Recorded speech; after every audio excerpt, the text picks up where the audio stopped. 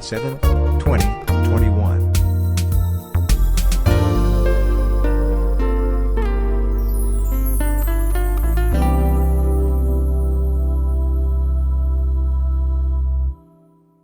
Okay, I have 6 o'clock. I will call the regular City Plan Commission meeting to order. Welcome, everyone, to our first official face-to-face meeting. For those watching and listening at home, we are following CDC guidelines, trying to keep the social distancing in the room, so we've reduced capacity. And if you are fully vaccinated, you are not required to wear masks. They are optional. However, if you are not yet fully vaccinated, we ask that you continue to wear your mask. Before we get started, nope, I think that covers everything. Could we get a roll call, please? Weeza. Here. Kneebone's excused. Arnson. Here. Cooper. Here. Haynes. Here. Hoppy. Here. Rice. Here. That's 6. We have a quorum, so we will continue on. Item number 2 is the report of the May 3rd, 2021 meeting of the City Plan Commission. And if you recall, Commissioners, we're going to need motions for everything before we discuss them. So Commissioner Cooper? Move approval of those minutes as presented. Thank you. Do we have a second? Second. Seconded by Haynes. Any discussion? Hearing none. All those in favor signify by saying aye. Aye. Are there any opposed? Seeing none, that is approved. Item number 3 is a public hearing with subsequent action on a request from Melissa Wysocki representing the Stevens Point Brewery for a conditional use permit to construct an outdoor beer sampling area at 2617 Water Street with the parcel identified in your packet, consistent with Chapter 23.02 Sub 2, Sub D, Sub 3, Sub L, I believe. Adam, would you take us through this before we open up the public hearing? Absolutely. Thank you, Mayor. So as the Mayor mentioned, this request is to utilize a current undeveloped portion of the brewery parcel as a outdoor beer sampling area. Now, as shown on the next slide, the land improvements will consist of a concession area that will sell both beer, soda, and other merchandise offered by the brewery. Plus, there will be an outdoor game, picnic table, and bathroom facilities as well. And then a paved area to accommodate both the concession area and a food truck as well. Now, the sampling area is proposed to start in June, if proposed, and run through the fall months. And the hours of operation will be from 11 a.m. through 9 p.m. Monday through Sunday. And then the sale of alcoholic products is a conditional use in the M1 district. So the image on the left-hand portion of the screen shows a rough site plan. Now note the applicant and staff have been working as of this past Friday about also adding some perimeter fencing along Water Street as well, in addition to the fencing proposed on the east and the northeast corner of the property. Then the image on the right also shows an in-person view of the undeveloped area as well. So last thing I would note too is that besides community development staff, the applicant has also been working with the fire department, ensuring that appropriate tent standards are met as well, plus a clerk's department for our clerk's office for an extension of premise request as well. So overall, staff does recommend approval, subject to the conditions shown on your screen and within the agenda packet. Thank you very much. Before we open up the public hearing, Commissioners, are there any questions for clarification for staff? Okay. Is this open in the winter? That's what did It'll- you say just seasonally? Seasonal, correct. Okay, all right. Wisconsinites are tough, but I don't think they're that tough. Some of them maybe. We do ice fishing, I guess. That's the same kind of thing. All right, well, with that, I will declare the public hearing open. Anyone wishing to offer testimony on this request, step to the lectern, please, and identify yourself and state your testimony.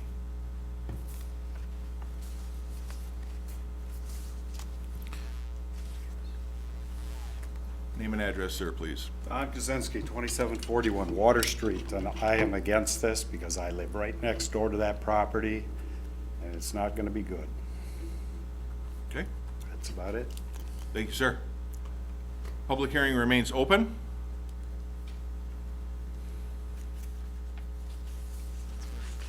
And for the third and final time, the public hearing remains open. Okay, seeing no one else wishing to testify, I will declare the public hearing closed. Alderpersons, there's some chairs on the wall. We ask that you try and keep a distance from people. And if you need to move a chair a little further away, by all means, do so. Commissioners, with consideration for this, I would need a motion to start.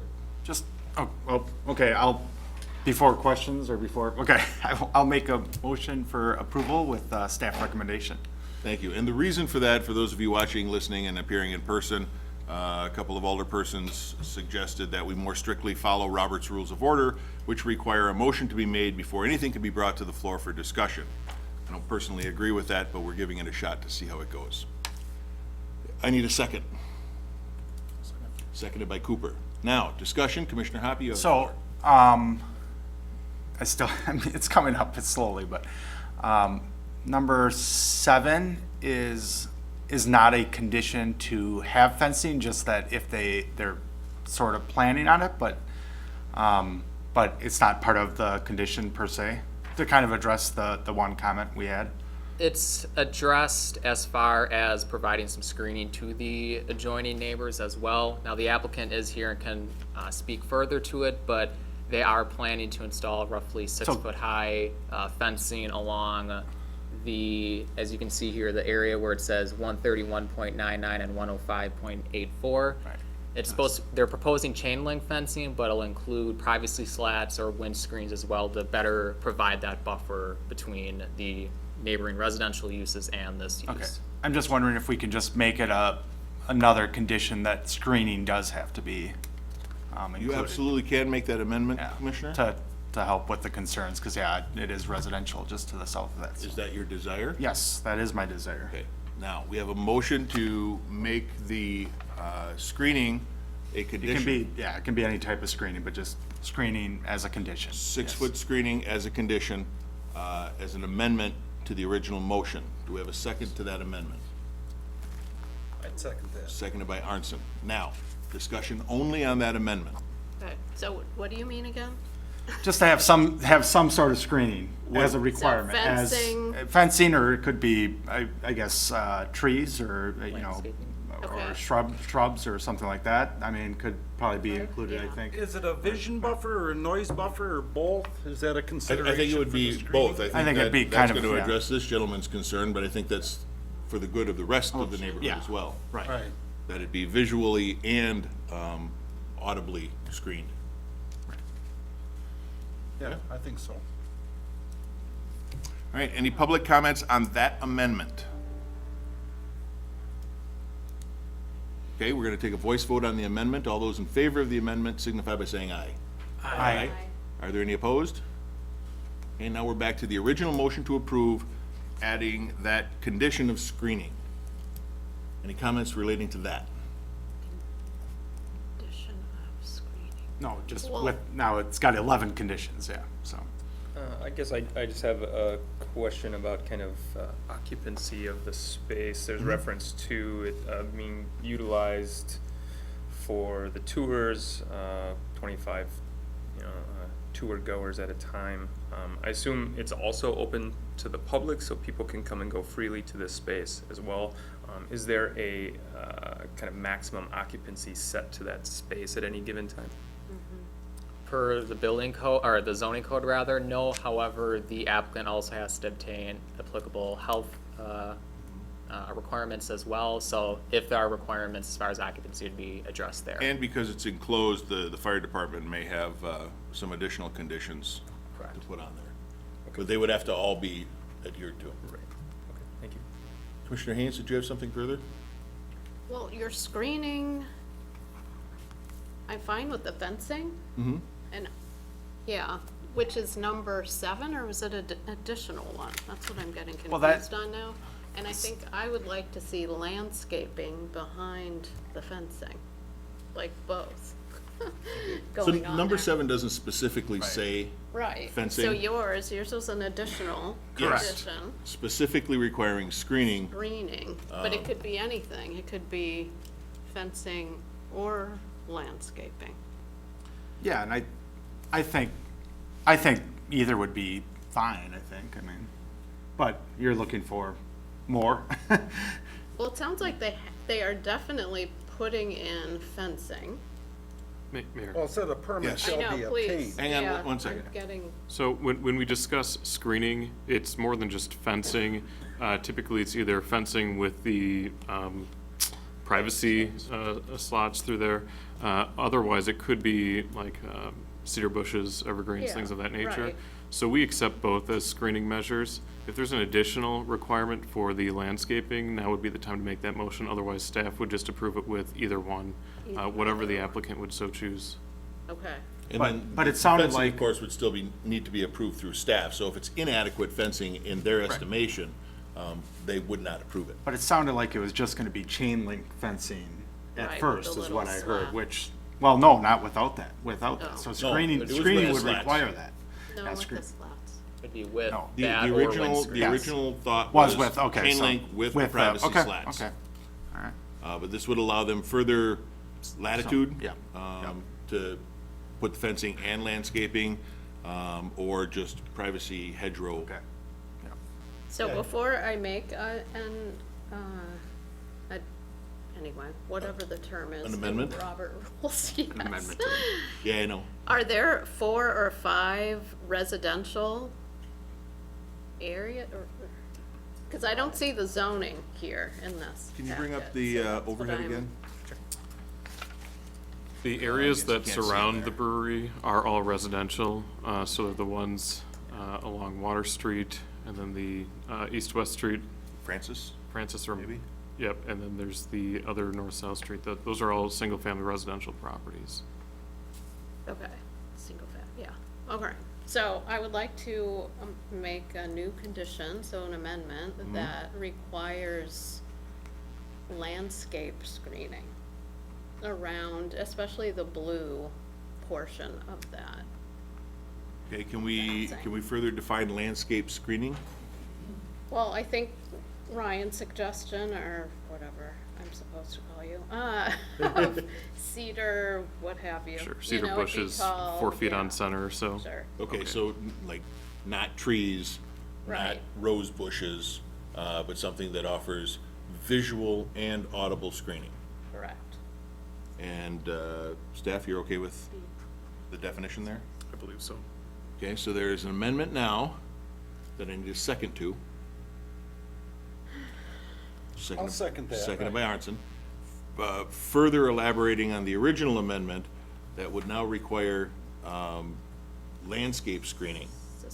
Yeah, specific kind of landscape screening. Right. Yeah, and I think it's worthwhile adding that amendment because we discussed both the visual and audio side of it, but didn't really get it incorporated in here, and I didn't know if that was enough. So this way it formally incorporates that we want both vision and sound and really privacy. Right. Obviously, you don't want people walking into backyards either. So, Understood. thanks. Okay, any discussion on the motion? Public comments on the motion? Yes, sir. You'll have to come up to the lectern, please. Name and address for the record.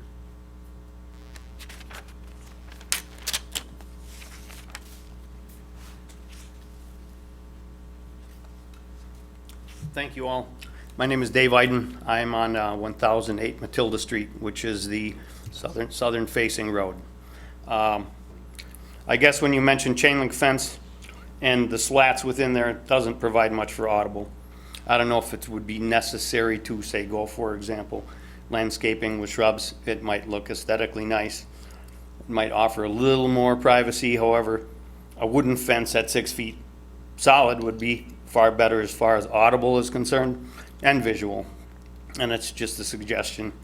I support the brewery. I grew up there. So it's, brewery's been good neighbors. I know they're hospitable to the local community and donations and different things of various types. I guess I would just offer a little more of a defined border. At times I'm concerned about the 2 trees that are found on that lot there, which are very nice trees I'd like to see remain. And of course, that may or may not be within our purview nevertheless. I think a solid wooden fence would provide a better audio and visual barrier and would preclude maybe some of the aesthetics if you're putting in shrubbery or that types of things also. Got you. Thank you Thank very you. much. Any other comments?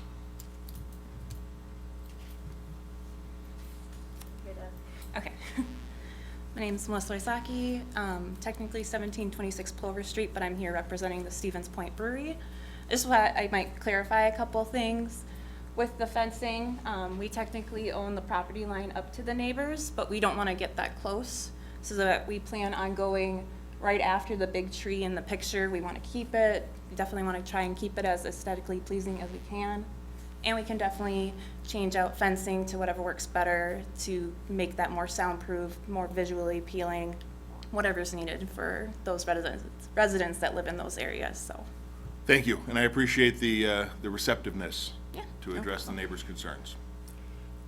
Commissioners, we still have a motion, however, I think if we approve the motion, yes, sir? Oh, we have the You seconded it. the amendment. Yes, the The amendment. landscaping This is one, just yeah. the amendment for landscape screening. I think we've all been pretty clear as to what we hope to get. The words may not exactly match, but I think with the cooperation of the brewery and staff, that they can find a reasonable solution that meets the needs that we've all expressed.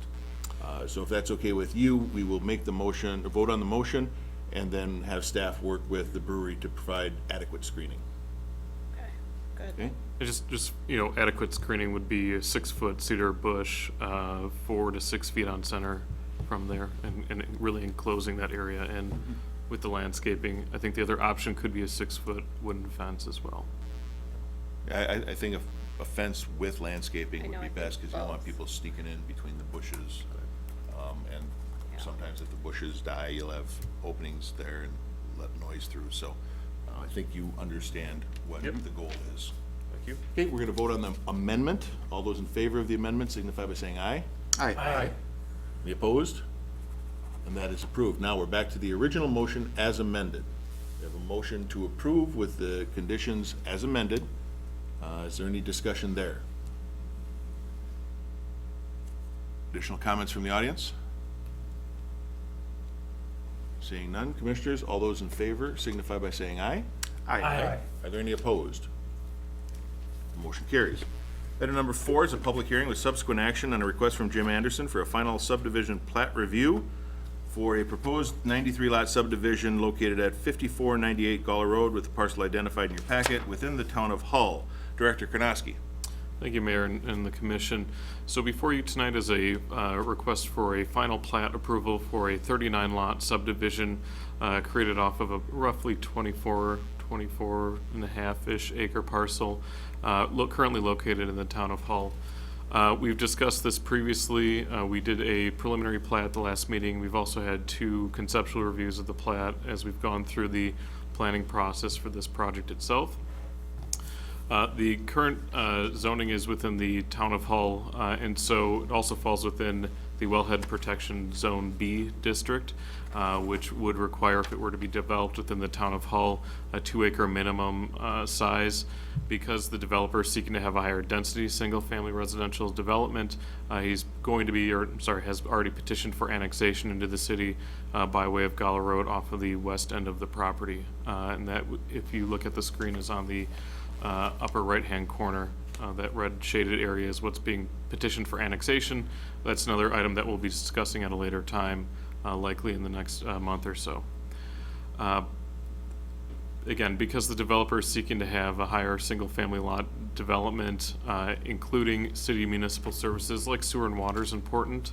And so that's where we get the 39 lot proposal as opposed to the 2-acre parcel proposal, which would really only allow for roughly 10 to 14 total parcels. So we've seen this a number of times already as a commission, but now would be appropriate to staff's recommendation, let me back up, would be approval with the condition that the annexation is successful and that the utilities are properly serviced and installed to city specifications. Would be happy to answer any questions you folks might have. Otherwise, I know the applicant's here. I'm sure a number of folks here are here to speak to this specific item. Thank you. Any clarifying questions before we begin? Everybody remembers discussing this, as we've had it before us a few times already, on the reasoning behind the utilities running up there and things like that, so. Okay, and I will declare the public hearing open. If you have testimony, please step to the lectern, state your name and address for the record, and provide that testimony. Public hearing is now open. Yes, sir. Want to point out, too, that we did get one piece of written testimony that will be included in the minutes. My name's Brody Rice. I'm at 111 Maple Bluff Road, which is the piece of land on the northwest corner of the proposed subdivision. And I'd just like to say that I'm opposed to this happening, you know, like anyone else. I like my neighborhood the way it is and like it to stay that way, so that's all I have to say. Thanks. Thank you, sir. Public hearing remains open. Josh Cutting, 222 Berlowski Road. I'm the square that's not red. So yeah, I'm opposed as well. I have concerns. Not against there being a neighborhood there, but like the 2 acre would be fine, I think, to 10 to 14 houses. But putting 39 new houses in there, even with an additional road, is gonna put a lot of traffic on Gala, which is already a narrower road. It's already busy. There's a lot of people who walk back there, dogs. The Bannock is right there, so there's a lot of kids who walk to and from schools. And I think we're adding a lot of extra traffic and some concerns back there where right now there's so many deer that are already causing some issues, like with neighbors, like we know to not go fast on that road and things like that. So I guess that's my concern, is just too many houses in that area for what's happening. Thank you, sir. Thank you. Public hearing remains open. Public hearing is still open. For the third and final time, the public hearing remains open. Okay, seeing no one else wishing to testify, I will close the public hearing and bring it back to the commissioners. Commissioners, again, we need to start with a motion. I will move approval of the request with the staff recommended conditions. Thank you, sir. Is there a second? I'll second. Seconded by Haynes. Discussion. Commissioner Arnson. Yeah, I have a number of questions, concerns. The traffic one came up. I don't recall talking about that previously, but it came up when we were talking about a previous subdivision over in Hull and the traffic effects. And I got to thinking about that, you know, how the roads are designed to manage it. If you're putting in 39 residences, that's a potential lot of cars, and I don't know if that's been considered, if that's been fully evaluated. So that's a question. I don't know if we can answer that tonight. I know Director Badun, our Public Works Director, is not here tonight, but he had been looking into traffic patterns and potential impacts, and didn't see anything that was significant. 39 residences. Okay.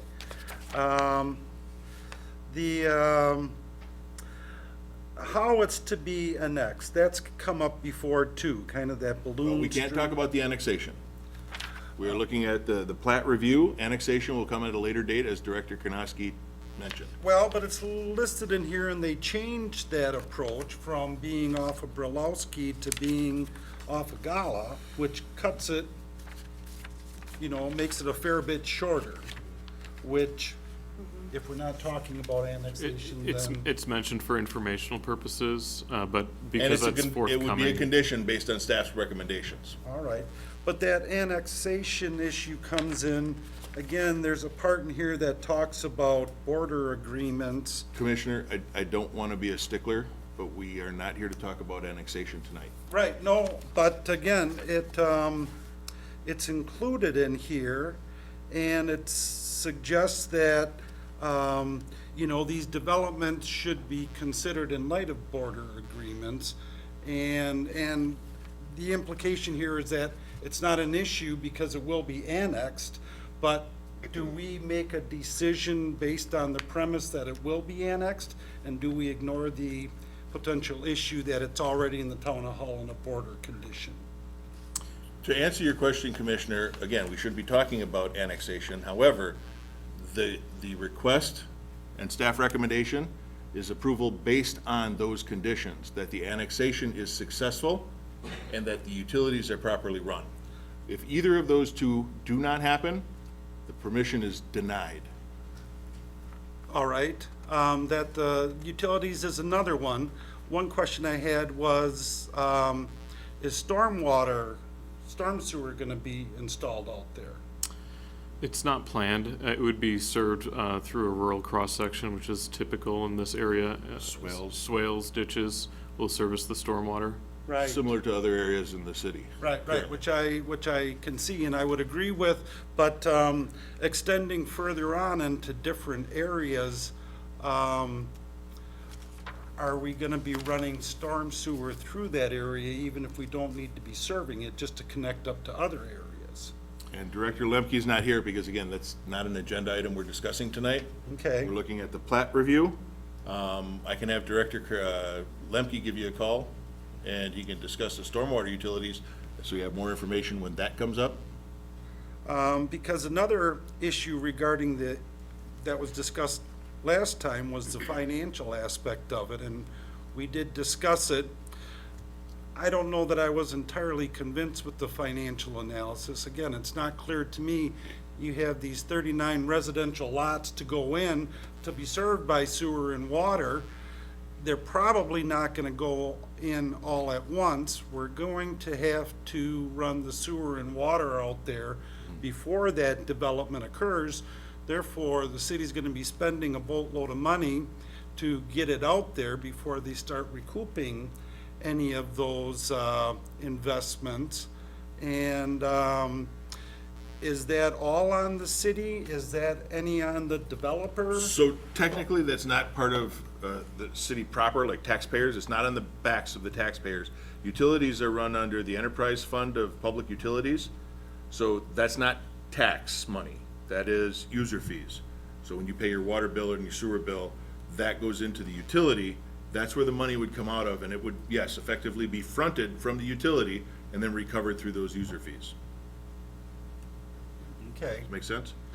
Yeah, but it still tells me that the city is ponying up a bunch of money to run utilities out there. Yes. They're running them in front of my house as we speak, and they're not cheap. We'll So, get you a bill right away. right, yes. No, and you are absolutely right. We would be fronting it, but based, and correct me if I'm wrong, Director, when staff had done the financial review, it did cash flow, Correct. paid for itself.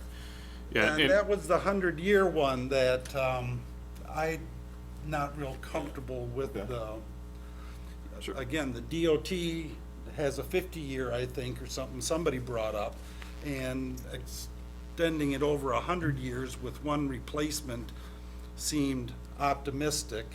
Again, we touched on that previously. I've thought about it since, and so I don't know that there's anything we can do about it now, but it's a question. So there's a number of financial things. The one that I think I have that's a definite issue is the, if I can find it, the public space issue.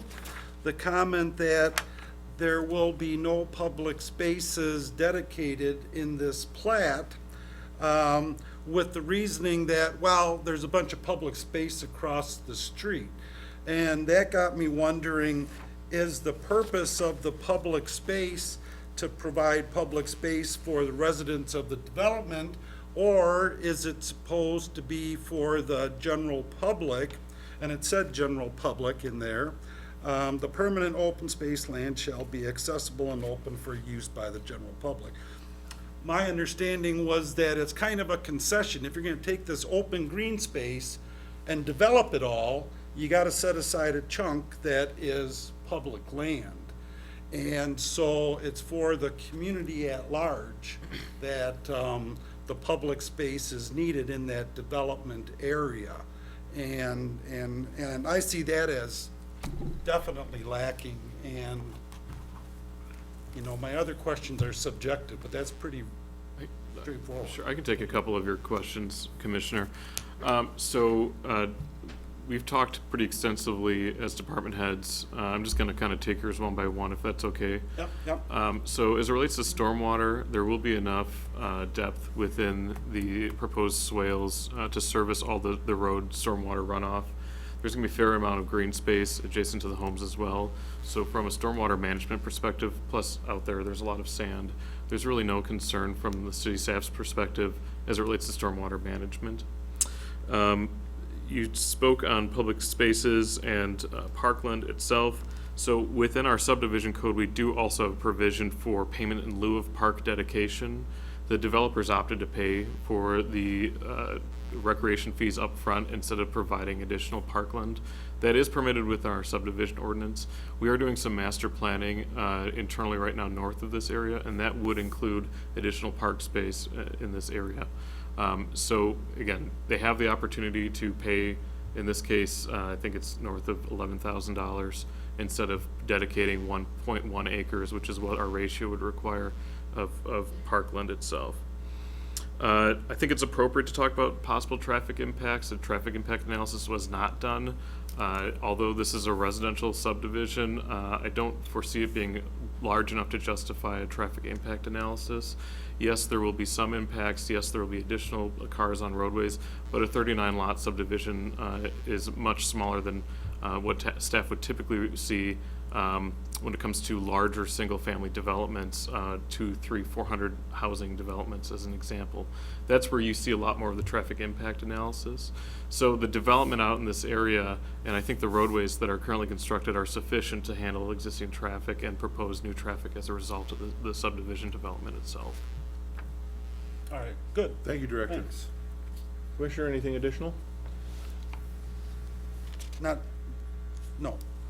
Thank you. Any other comments or questions? Okay, the motion before you is to approve the request, subject to staff recommendations. If you are in favor, well, all those in favor, please signify by saying aye. Aye. Are there any opposed? I oppose. Okay, Commissioner Arnson is in opposition. With the majority, that motion is approved.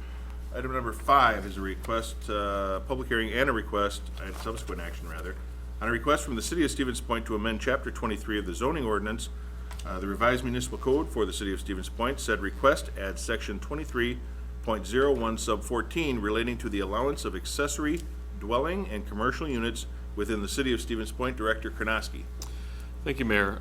So before you tonight is the public hearing for the. You expect us to read that, huh? I hope you brought your glasses. It's in your packet, if you as need a well. copy of that. We have some available. Allowing the construction of accessory commercial units and accessory dwelling units within the city's residential zoning districts. That would be RLD, R1, R2, R3, R4, and R5. And so pretty much it's blanketed for all residential areas. Setback requirements would be consistent with that of detached structures within that specific zoning district. As an example, homes that are within what's commonly known as the urban core of the community would have a lesser setback requirement that's allowed within the traditional neighborhood overlay district, as opposed to homes that are out on the east side, which may have a further setback from property lines. There's been a fair amount of conversation about allowing these for like a tourist rooming house.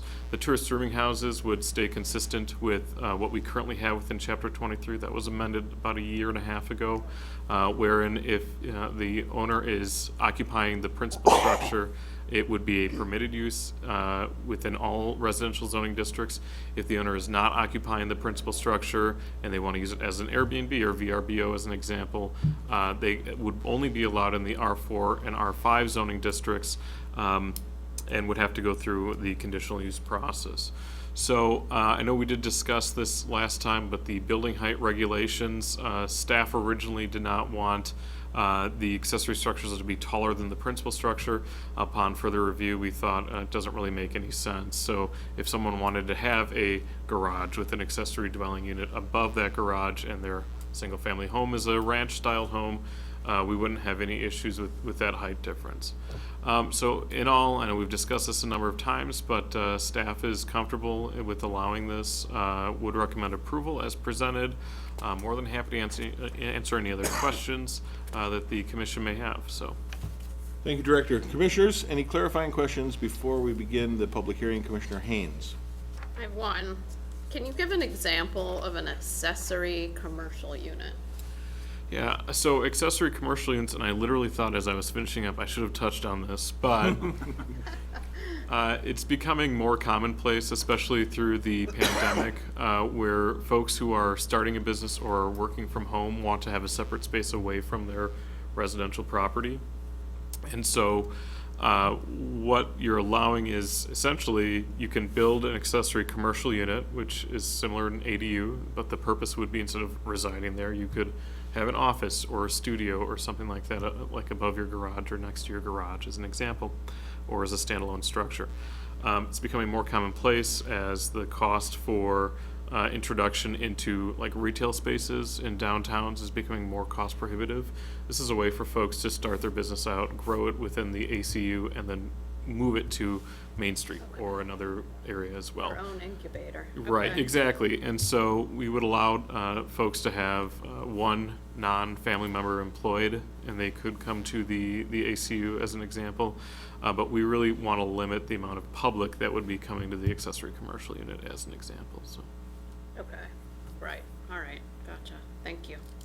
Anything else, commissioners? It'd still be, I'm assuming, well, maybe I shouldn't assume, limitations on what that commercial could be, correct? I mean, it can't be Still have to light follow all the industrial zoning. or, you'd have to follow what the zoning was within that, okay. Correct. Including zoning R2D2?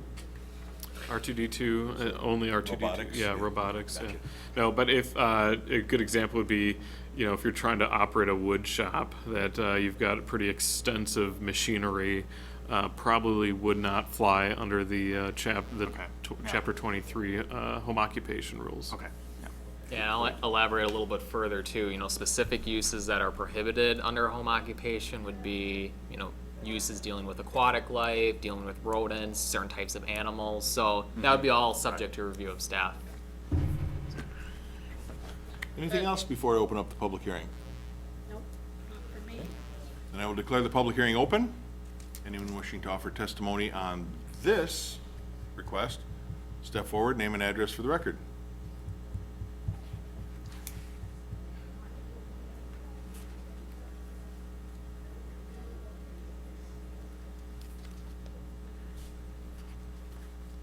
Hi, my name is Carol Malewski. I live at 2125 Clark Street. I guess I just have a comment on this. In the age of COVID, you know, I have not been checking the agenda on the Planning Commission every month, which perhaps I will be doing from now on. But I guess that if there are zoning changes within particularly single-family residence, and I'm not sure how far that goes. I know it's R1, but I guess I want to know the particulars of how this affects those single-family or two-family neighborhoods. Okay, thank you. We'll get the question answered after the public hearing is closed. Okay, and then the other thing that I want to know is the city is always really concerned about parking. And so if you have a business in your residence and it is separate from your house, I guess the question is, where are these people going to park? And certainly, I live on Clark Street, so I have no street parking in front of me. It would have to be around the corner. And a lot of the university students park around the corner. So parking is an issue, and it's not usually top of my mind, but in this situation, because it's in a residential, it could be in a residential area, I have concerns about it. I guess the other thing I'm thinking about is, yes, I understand that somebody might want an office, but there's also the possibility of putting an addition onto a house and that you could have an office that way. I guess my concern about this is if it's a separate dwelling that needs to have, does it in fact have to have facilities in it so that somebody could live in it? I think that what it's doing is kind of the word bastardizing R1 neighborhood or possibly even an R2 neighborhood. I mean, I know in my neighborhood, it was multifamily at one time, and years ago, 25, 30 years ago, we downzoned to two-family area because there's a lot of bigger houses. And the last thing you want is a neighborhood that becomes unstable and is used for something that wasn't originally intended. I think that, as far as I'm concerned, for R1 and R2 certainly, neighbors, people in residential areas that are R1 and R2 should have more notification of this, because this is a zoning change. If somebody, like the person behind me recently, moved his garage next to my lot line, you know, I was notified that he was gonna do that. It happened over on Church Street too, I was notified. But this is changing my basic zoning.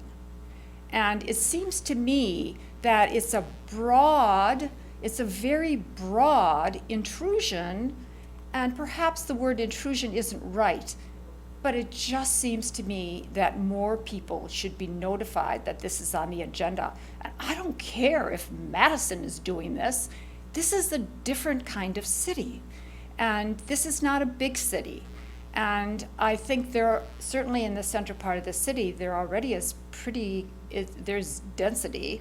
And I'm afraid that this is going to come about and really change the zoning, because instead of just having an office above your garage, you will have a residence, and it will be used for other purposes.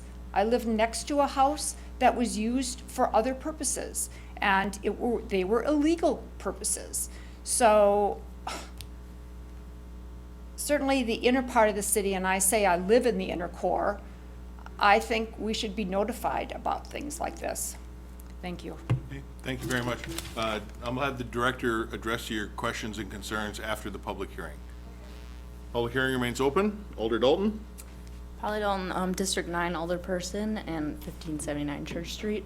I'm very supportive of the overall update and including ACUs and ADUs, so I'm really glad to see this before. I just want to make sure that in item F, the height limitations, that if we're talking about allowing matching height of the ADUs, if it might be above a garage, that the 20 feet doesn't inhibit that in some of like the older homes and core where maybe there is larger structures and they have matching garages that are interesting architecturally and maybe would have an interesting ADU but are above 20 feet, if that those would be allowed within that. And then I am concerned about item G, the owner occupancy, and I think I mentioned this the last time it was brought up, but I think that there are opportunities for people to have two separate dwelling units on a property where the owner is not occupying the property and it can be maintained. And I don't think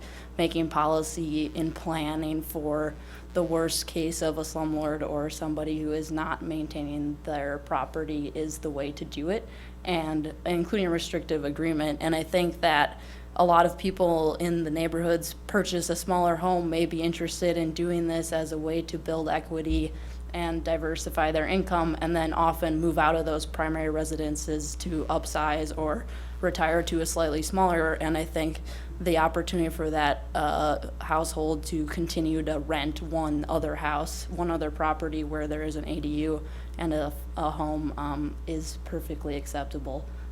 So that's just my thoughts. Thanks. Thank you. Alder Shore?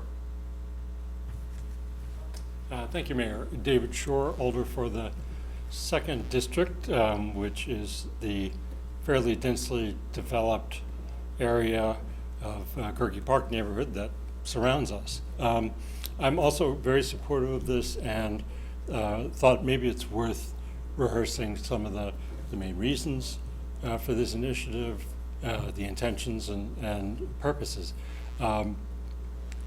Number one, this is part of that overall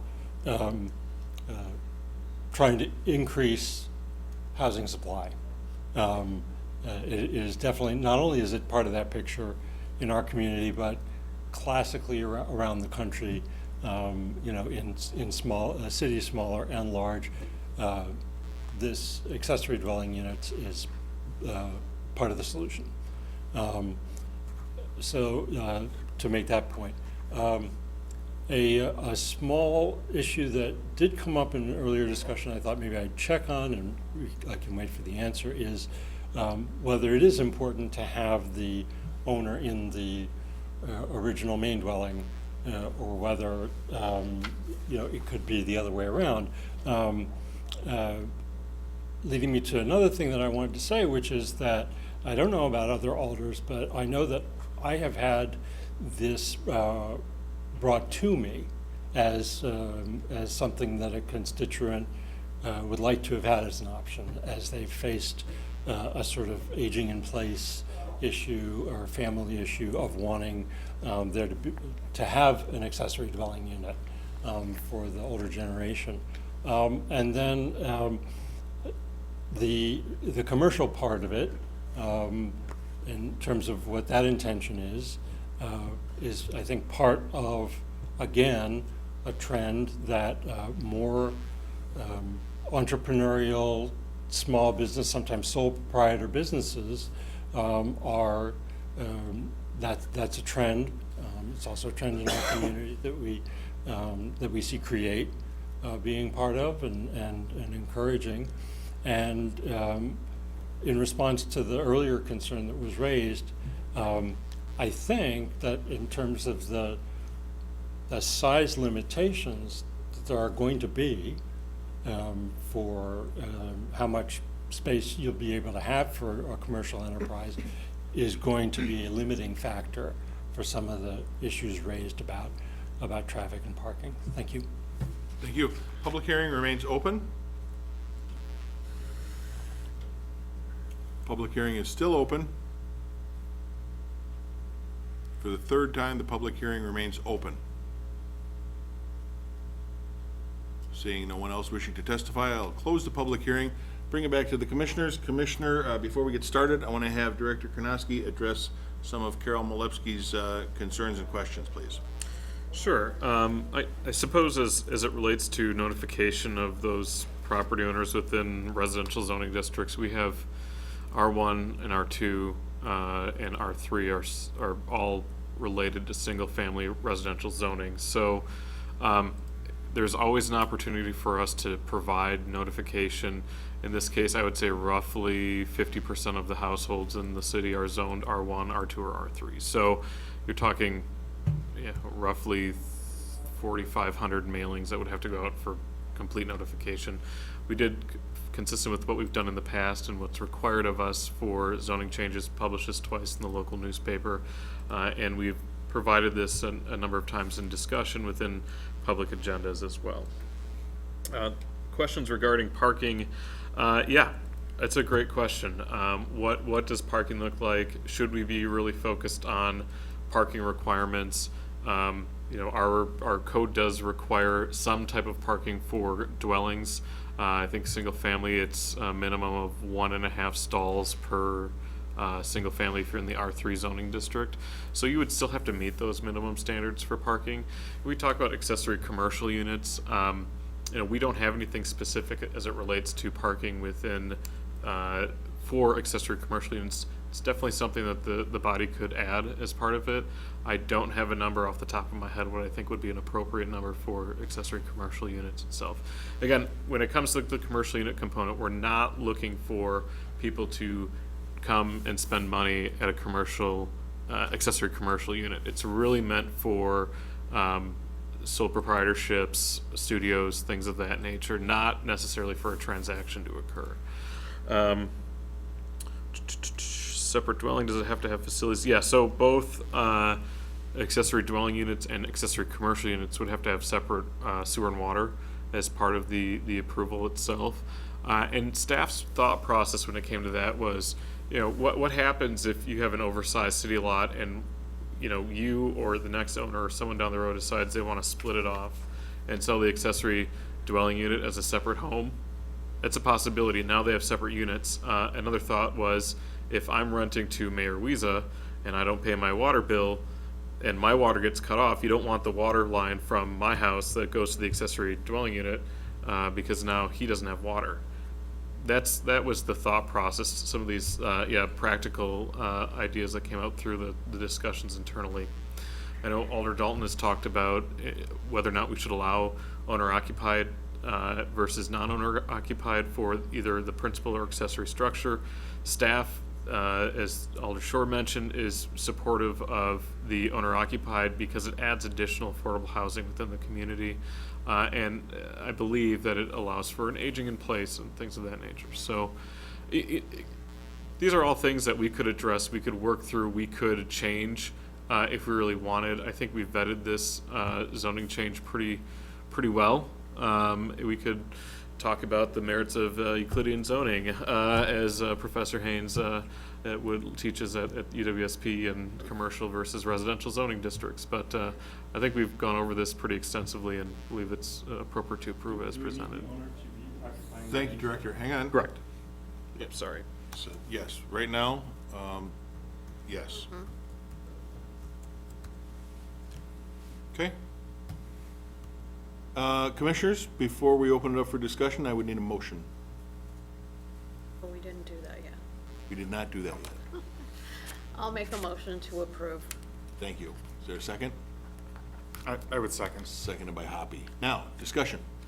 I guess, to the point just made about, if we want to add parking for, the ACU, I think that is that maybe covered by I a little bit, and you talked a little bit about that it can't exceed, so you wouldn't be able to add a lot of parking if, I don't know, is that covered in I, you think, with the number of occupants allowed or not?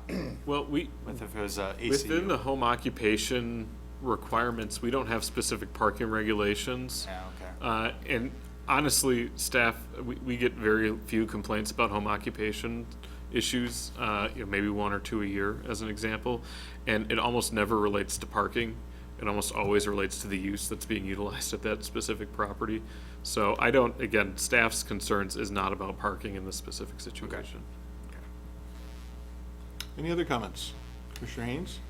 Well, I just want to reiterate, I think what Ryan had said, right? The ACUs are for home occupations, Correct. right?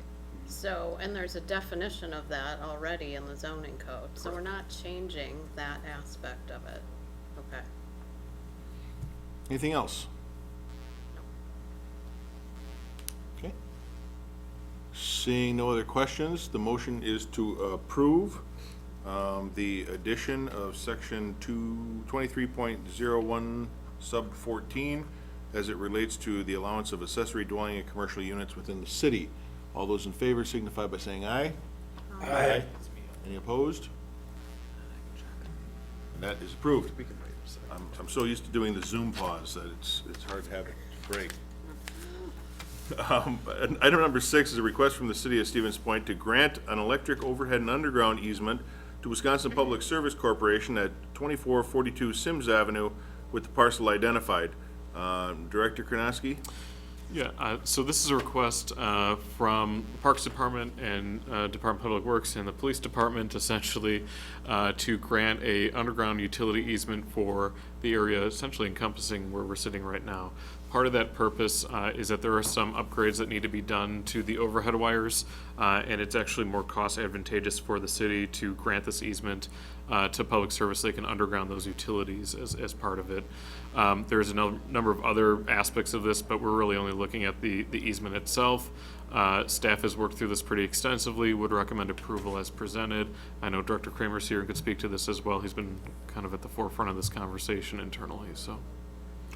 And Director Kramer, I know you had asked me to make some comments if you weren't able to make it with your other meeting, but I would turn the floor over to you now to make any additional comments. Just a couple small things. So ultimately, if this easement wasn't granted, there's going to be an upgrade here regardless. So the easement going underground allows them to loop to PJ Jacobs Middle School as well. So it'll make it a more, basically if there's a fault in the line or there's something that would happen with a storm or something, power's coming in both directions versus right now, it's one way in. So if they have a fault, it's less, the service isn't as good essentially. There's more chances for faults. Secondly, there's a couple other minor issues. If you look inside the park, the Boys and Girls Club, for example, has a flagpole and a light pole that are actually in the area that you can't build for the line that's overhead. So by doing this, it allows some of those structures that have been installed to stay. Lastly, the pool is quite dated, as we know, from when it was first installed. If we were to ever add on to the pool or change an electric service at the pool, they would not service that for additional upgrade because of the age of it. By doing this underground service, we're positioned for if we ever do a remodel or any sort of addition or something that needs more electricity, we'd have that to that location. So one other benefit of this whole upgrade is that more LED lighting will be brightening up this back. Some of the light poles back here, as you know, are very old, so they laid out a new lighting schematic that will properly light this back here behind the building, which will make it safer both for the PD and people that are coming and going from the Willett Arena. Thank you, Director. Commissioners, once again, we need a motion to bring it to the floor. I make a motion to approve the request by the city of Stevens Point to grant electrical overhead and underground easement to the Wisconsin Public Service Corporation at 244 Sims Avenue. Thank you, Commissioner. Is there a second? Second. Seconded by Haynes. Discussion? Any comments from the audience? Hearing none, all those in favor signify by saying aye. Aye. Any opposed? And that is approved. Item number 7 is a request from the city of Stevens Point for a sign variance to construct a freestanding sign exceeding maximum height and size restrictions at 3100 Whiting Avenue with the parcel identified in your packet, consistent with Chapter 2514. This is for the new fire training facility, and Adam, you're going to brief us on this one. Absolutely, thank you, Mayor. So stemming off from the recent conditional use permit that was granted for operating a fire department training facility at the subject property, the applicant is also seeking to construct one freestanding sign near the site entrance. Excuse me, Adam, I'm going to interrupt for just 1 second. Attorney Beveridge, can I ask you to go outside and either ask him to keep it down a little bit or move outside? Thank you. Carry on. Thank you. So the requested sign will be approximately 35 square feet in size and stand 11 feet 6 inches. Now, this property is zoned in our C Conservancy District, and within the C Conservancy District, there is regulations as far as how large the sign can be, approximately 32 square feet in height and size, and then how high it can be, approximately 5 feet in height. And this would be the reason for the variance to exceed the height and the size component. So the images on your screen show the approximate location for the proposed sign with the intended sign display to be shown on the right-hand portion of your screen. Staff would recommend approval of the sign variance with the conditions outlined in the agenda packet. Thank you, sir. We also have A.C. Moody here from the fire department to answer any questions that we may have. Before we go any further, I would, again, need a motion. I'll move approval. Thank you. Seconded by Cooper. Discussion. Seems reasonable to me. Is it non-illuminated? Is that correct? That is correct. Correct. All right. And the Because reason for the there are height is- properties, right? Sorry. just to the south? Yes, there are some, Yes. there are some Okay. residential Okay. properties to the south. Okay. And the reason for the height is to get the sign above the fence. So the sign isn't exceeding, well, it's up to 35 square feet. Right. But otherwise, it's just to get it over the fence, Rich. Right. Correct. Okay. Any other questions, comments, or concerns? Any comments from the public? A.C. Moody, since you sat here for a whole hour, anything you'd like to add? We haven't dealt with one of these in a while. I think we're good. Okay. Commissioners, all those in favor signify by saying aye. Aye. Any opposed? And that's approved. Item number 8 is a presentation from Mia LaFond, a student with the University of Wisconsin-Madison, Department of Planning and Landscape Architecture, for her capstone project. So just give us one moment as we get Mia on Zoom.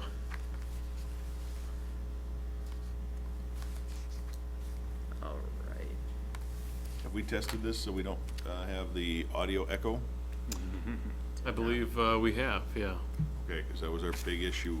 I think Mr. Quirk worked on that, so. Okay.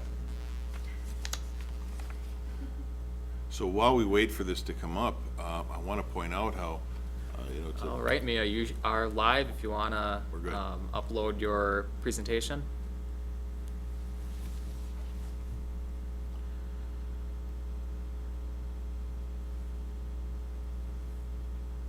just talking about how dangerous bicycling can be. Isn't that right, Alderperson Leak? Oh, no, I saw the picture. All right, Mia, you're up to bat now. You're good to go. Make sure the volume's on. Make sure the volume's up on the computer, right? That'll probably help.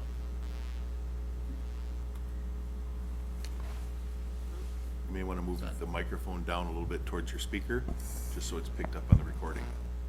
Mia, are you with us?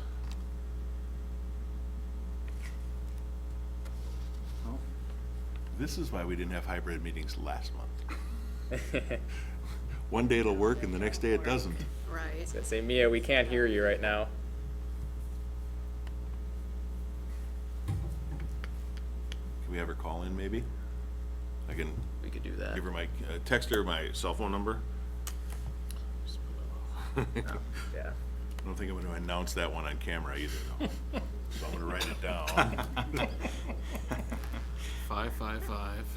All right, Mia, we're gonna, Slide that over to her. 555 is cheap. all right, we're gonna give you a phone number now if you just wanna call in that way instead of, for some reason, we can't Maybe connect you want to with recess you. for a few So minutes. I'm just gonna send Wait, now we you can all see our. it. Oh. Oh, Still no audio though. Yeah, let me, Do you want to recess for 5 minutes while we fix this? yeah. Well, I think we're pretty free, so if anybody needs to get up, stretch, we will take a couple of minutes here. I don't know that we need to recess, but if you need to take a walk around, stretch, use the facilities. All right. Try that out. It'll warm up outside. It's freezing in here. It is.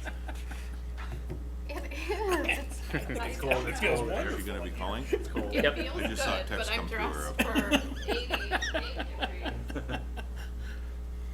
You know where my taxpayer dollars go to the AC of the police department. You got a 715 in front of there, right? Yep. There we go. This is Mike. All right, great. Much better. Sarah, you getting the audio on that? Good. Okay, we did have a few people step out, so we're gonna wait just another minute if that's okay, Mia, Yeah, sure. and allow them to come back. Okay, sounds good.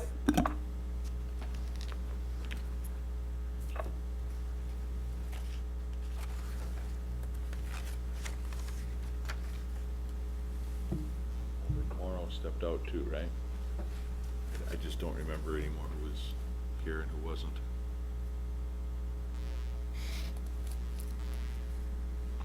Yeah, I think we're okay. We're gonna let you take the ball and run with it. So the floor is yours. All right, I will get my screen share going again here. Turn off your camera. Get this into full screen. Okay, are you guys able to hear me okay like this? Yes. Okay. Okay. All right. Well, now we got that figured out. So hi again, everybody. I'm Mia LaFont. This past year I was a senior at UW-Madison studying landscape architecture, and I was lucky to have Stevens Point as part of my capstone project. So thank you all so much for this chance to present to you guys tonight, and also just a big thank you for the opportunity to work on this project as a whole. Especially to everybody who took the time to meet with me and just share their insight about the city. I learned a lot about landscape architecture in general, and I learned a lot about Stevens Point, obviously, which was really exciting. And so this was a 2-semester project, with the first semester kind of focused on research, and then the second semester focused on the design of the project. So one part for the deliverables of the project is this presentation, which was primarily on the second semester, the design of the project. And we also had to create a document that goes along with this that goes into a lot more depth on these topics. So just getting right into the outline of the project, first I'll kind of just explain the goals and context, and then I'll briefly recap some inventory and analysis from last semester, and then I'll move into the master plan and then the site design. The site design area had kind of these 5 different topics that we had to focus on, so these will all kind of be mixed together in the site focus area part. Just a little bit about me. I'm from the Twin Cities area. I was pursuing the Environmental Studies Certificate as well as the Bachelor of Science in Landscape Architecture, and some of my professional interests include urban design and public space. So the client for this project was obviously you guys, the city of Stevens Point, and then some other stakeholders were the Stevens Point Bicycle and Pedestrian Street Safety Commission and the community arts organization Create Portage County. So the primary issues of the project was the disconnection between the downtown and the riverfront. Navigating between these areas is currently challenging. And the second issue is the land use pattern in the downtown riverfront area, which included an excess of parking spaces and a private business, that Chase Bank, located on prime waterfront. So the goals of the project were to connect downtown to the riverfront.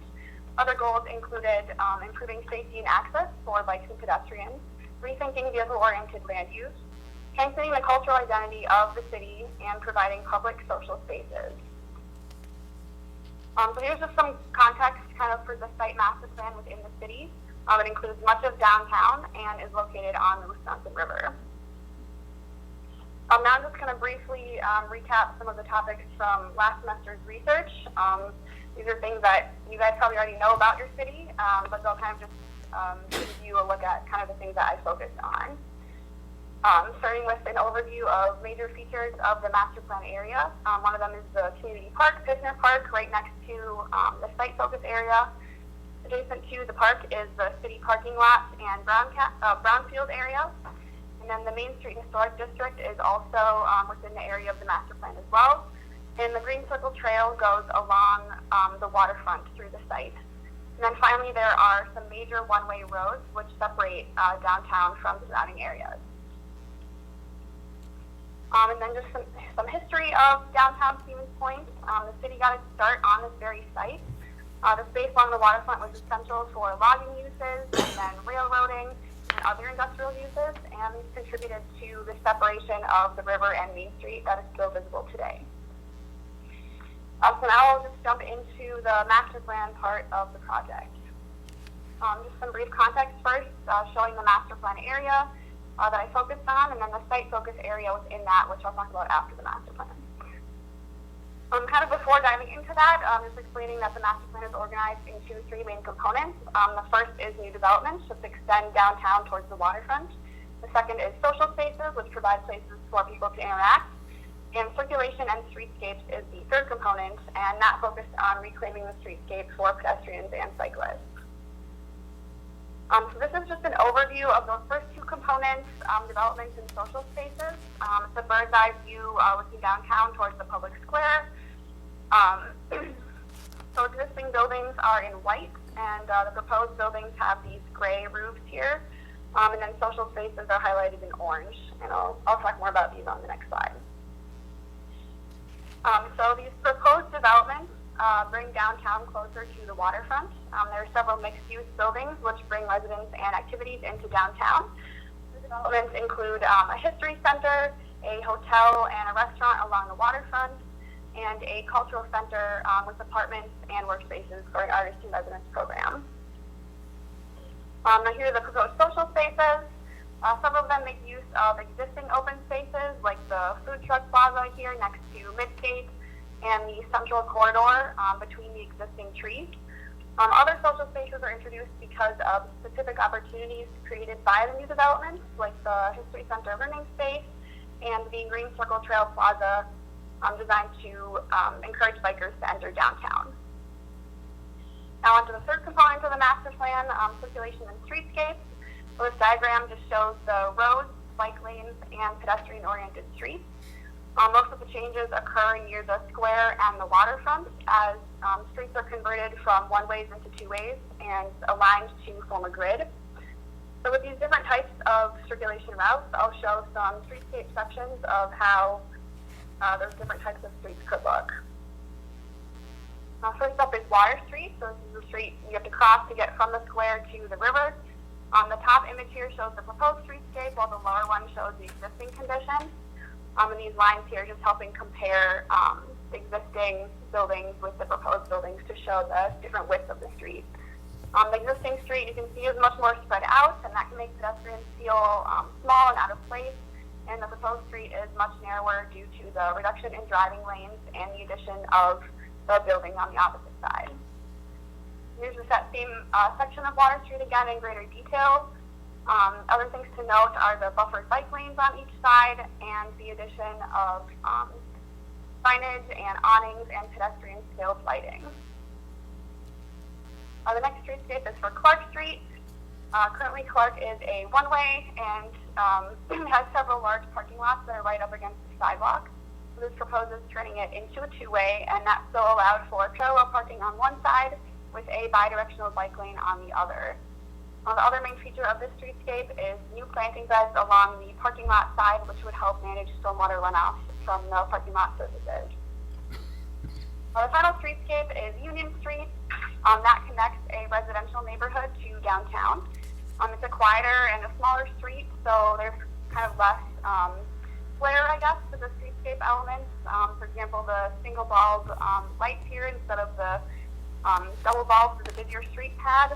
Kind of the main purpose of this one was to just emphasize the importance of these residential connection streets in allowing and encouraging people to access the downtown on the waterfront, and to show that not much is really needed to make these smaller streets comfortable and safe for pedestrians and cyclists. So that kind of wraps up the master plan. Now we'll get into the site focus area.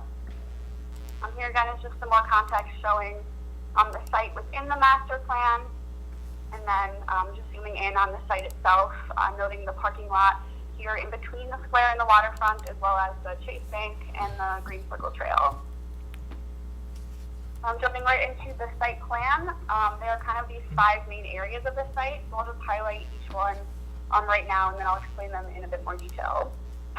The first element is these 2 large mixed-use buildings. The second is the central corridor, which directly links the square to the waterfront. The next area is the art loft and the pathway area in the north of the site. The fourth area is the waterfront plaza, and the final area is the picnic space and the patio space for the restaurant. Now I'll just kind of go through some other features and details of the site. So that first program element, again, is the buildings. There are 2 very large mixed-use hubs, and they're bisected by the existing alley of trees. Mixed residential and commercial uses face Water Street. A hotel and a restaurant overlook the waterfront, and then across the corridor is the cultural center and the art loft for the artist in residence program. Both of these hubs have 2 floors of parking garages in their centers, which I felt was important for avoiding one of the current issues of the site, which is an excess of surface parking lots on this waterfront space. I'm looking at circulation through the site, starting with vehicle circulation in the darker orange. That mostly occurs along Water Street and Clark Street, but these arrows here showing the entrance points to those internal parking garages. I'm looking at bicycle circulation in the lighter orange. Bikes can, of course, bike along the roads, and then they have direct access to the site here, which vehicles do not. And then pedestrian circulation is similar to bike circulation, kind of more paths stemming away from that central corridor leading to other areas of the site, and then noting the entrances to the buildings as well. The second major area of the design is the central corridor. It's an extension of Main Street, and it provides direct logical access from the square to the riverfront. It contains many different streetscape elements and social spaces. So I'll start off talking about the entrance kind of area here, and then I'll point out some of these other features. This entry sign and planter is the first thing that you would see when you're crossing Water Street and heading towards the river. It acts as a focal point and a meeting space for people arriving at the site. And it identifies the area as Stevens Point's Riverfront District, which aids in placemaking by giving the area an identity and solidifying it as a specific destination within the city.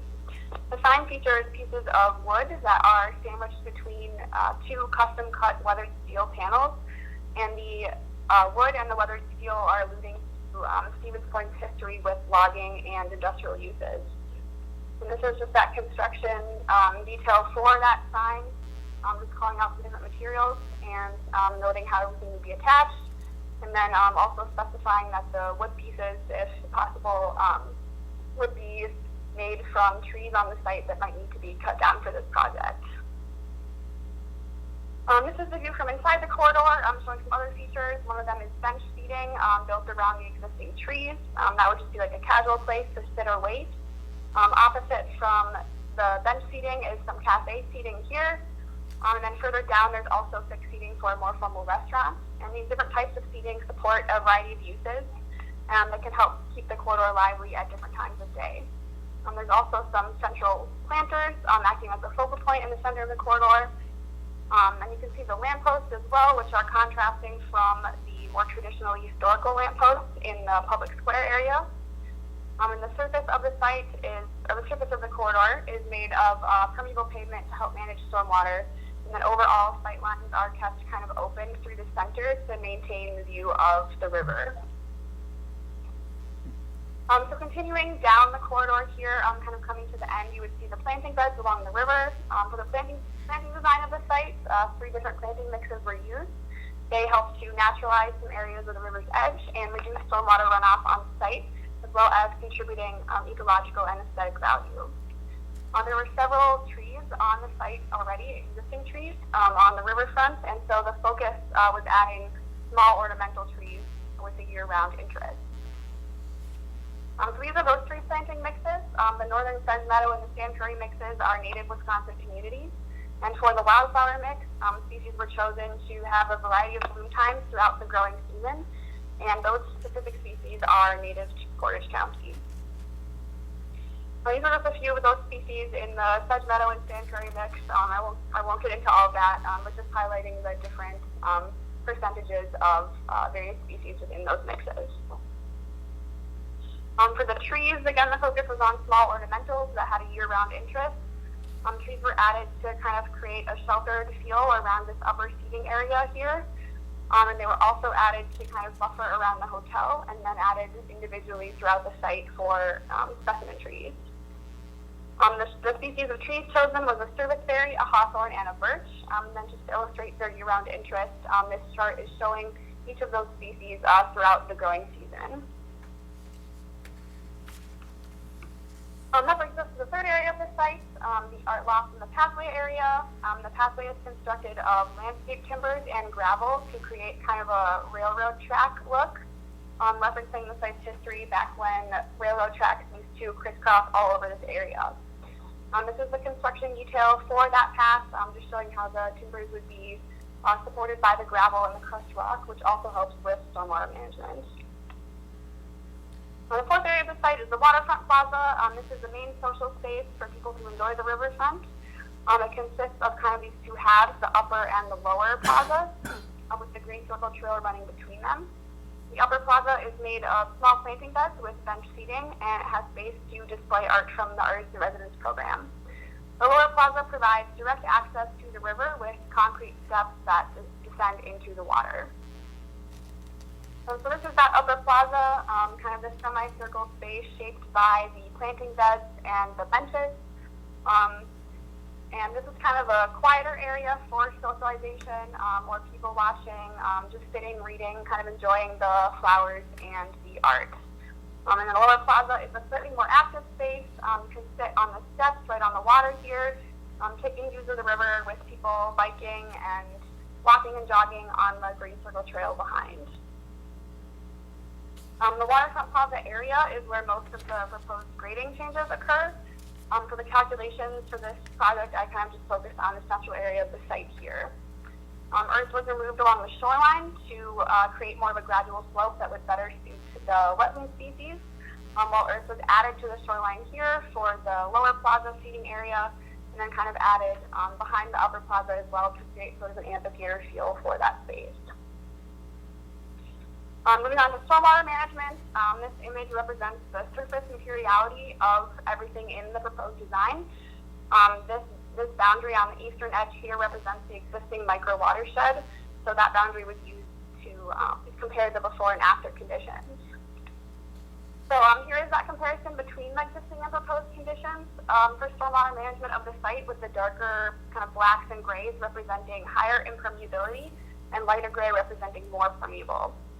The most prominent changes to stormwater include the addition of green roofs as opposed to traditional roof surfaces, using permeable pavement instead of asphalt, and introducing planted areas instead of turf grass being the dominant vegetation. That takes us to the end of the project design. So in summary, this project reclaims street space for pedestrians and cyclists, provides outdoor spaces for the community to socialize, and connects downtown Stevens Point to the Wisconsin River so that the city can make the most of both the natural and the built environment. All right, so that's all I have for the presentation, and I'd be happy to answer any questions that you might have. Excellent presentation. Thank you very much for sharing that with us. We're getting some applause here. I don't know if you can hear all that. A little bit hard to hear, but thank you. And once you graduate, be sure and remember Stevens Point. It might be a little awkward, but did anybody have any thoughts or comments, feedback perhaps? I think there's a lot of really good ideas in here. The comment, detail. if you couldn't hear that, was from Commissioner Haynes, and she said that there's a lot of really good ideas in there, a lot of detail. I would agree and concur. The layout really kind of captured what we've all been talking about for years, and put it onto paper. So I appreciate you doing the work for that. Yep, it definitely. That's good to hear. Commissioner Hoppy? Definitely reminds me of, and I don't know how long they've done, but La Crosse kind of has that connection pathway, and I think Duluth as well, if I remember correctly, with kind of that, I like the pathway connection and the seating areas, and yeah, that connection, because now we just kind of walk and see a bank on one side and the drive-up bank on the other side as you're walking to the waterfront. So. Oh, sorry, it's a little bit hard for me to hear. Was there a question? There was not a question in there. It was just comments again about the good job and how much different it could look, connecting the downtown with the riverfront. And I'm summarizing for Commissioner Hoppy. But he said, the way it is right now, you get to walk down to the river, cross a big pile of concrete, and on one side you get a bank, and on the other side you get a mobile bank. Yep. Right. Before you get to the actual river bank. Right? Thanks. All right, well, once again, thank you very much. Sorry for the technical difficulties, but we were able to work around it. Are we going to be able to get this presentation and perhaps post it on the website, so if anybody else is interested in viewing it, they can come to stevenspoint.com and take a look? Sure, we will put it under the urban planning tab of the community development page. Great. Again, thank you very much. Yeah, thank you so much for this opportunity. It was really great. Good luck. See ya. All right, bye everyone. Okay, that worked. Item number 9 is the director's report. Director report. The director's report is within your agenda packet. A few things of note. The Point Motel developer has closed on that property. The city has also closed on the Maytag Laundry Building. Last week we had asbestos testing done inside the Maytag building, and so I know the fire department's going to be utilizing it for some training, but not for a full burn, unfortunately.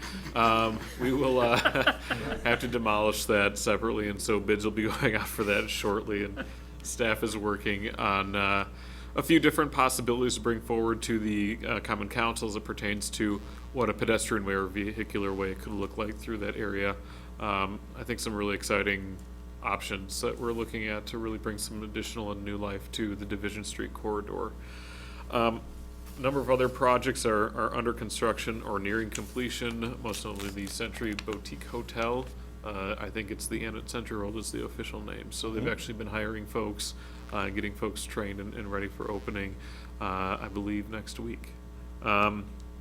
A few other special projects. The city strategic plan is nearing completion. We're coming up on just over a year of working on that specific document. COVID has been quite the challenge when it comes to gathering community input and pushing forward with the strategic plan, but that should be in front of this body and the Common Council and a few others in the coming months. So I was skeptical, but from when I was skeptical to a meeting we had last week, I'm actually really happy with how the plan is coming together. I think it'll be a great addition to our arsenal of planning and strategic planning and visioning for the community. I'm trying to think if there's anything else of note. Probably not, other than the Edgewater Manor relocation has actually been going very smooth. Roughly half of the residents have either already relocated or have scheduled a move to relocate. So that drawdown is occurring much quicker than even city staff had originally anticipated. So That's great. We're super happy with Michelle Helmick, who's was brought on to help coordinate through some of those changes with those residents, and it's been a great addition, and we're very happy with the direction. So with that, I'm more than happy to answer any other questions. I do have a question. Per another meeting that I'll be attending on Wednesday, do we know where the Fox Theater marquee is? Because I believe the Portage County Historical Society is trying to work to take ownership of that, but I don't know if they know where it's been moved to or where it's. Well, the marquee itself has been taken apart. It's just the and sign, whacked yeah. in half. But the sign, the Fox sign, is currently in storage. I believe in Mosinee. Okay. So I would recommend that the Historical Society reach out to Wildcard. Reach out to them, and it might be okay. Correct. Thank you. Okay, anything else? Then we do not need a motion for this. It was just the director's report. Our agenda is exhausted, so we are adjourned at 7:25. Thank you all very much.